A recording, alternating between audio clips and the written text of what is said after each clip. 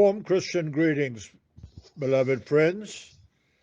Uh, I've been asked to share a few thoughts with you for Mandela Day, and particularly to give some thoughts about experiences or meetings, or perhaps the most memorable encounter that I had with Nelson Mandela. And it's wonderful that this great man can be honored on a day like this, uh, not only in this country, actually, but around the world. And that's quite a testimony to the kind of stature and greatness of the man, how wonderful he was a South African. Well, I think the memory that comes most vividly to mind for me happened before he actually became president and during a visit to Pietermaritzburg. Of course, every man and his dog wanted to meet him, but curiously, the day the way opened up for my encounter with him through Harry Gwala, of all people, then head of the Communist Party in Natal. I had been invited to join him, as well as some government and other political leaders, in a helicopter trip to the killing fields of Table Mountain near Pietermaritzburg.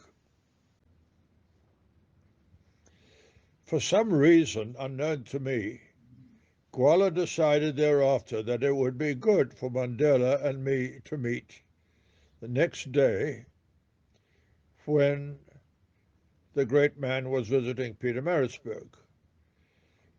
And so Gwala hurried me past the mobs that were trying to see the great man, and and then ushered me into his presence. And we were alone, except for a photographer who had joined us.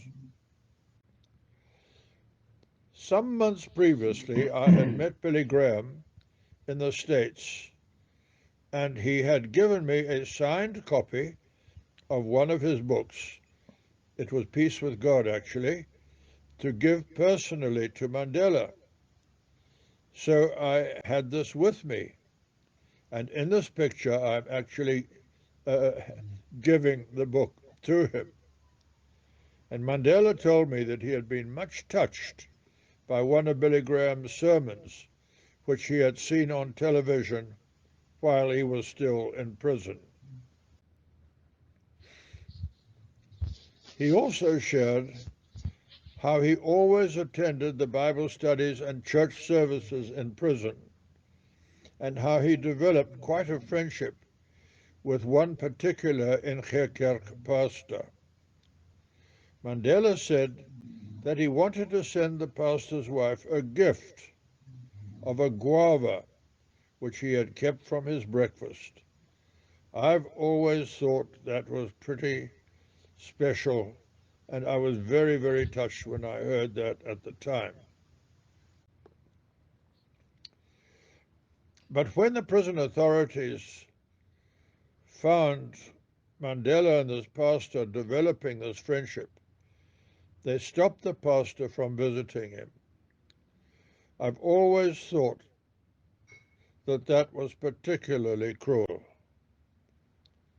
Mandela said that for obvious reasons, church-going was now difficult for him.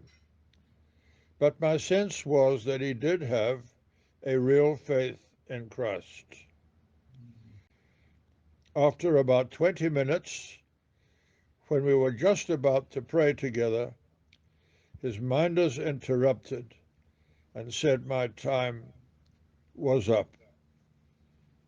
And that kind of cutoff was very frustrating for me personally, and I was always so sorry about it. Anyway, all of this was perhaps my most memorable encounter out of several which I had with Mr. Nelson Mandela.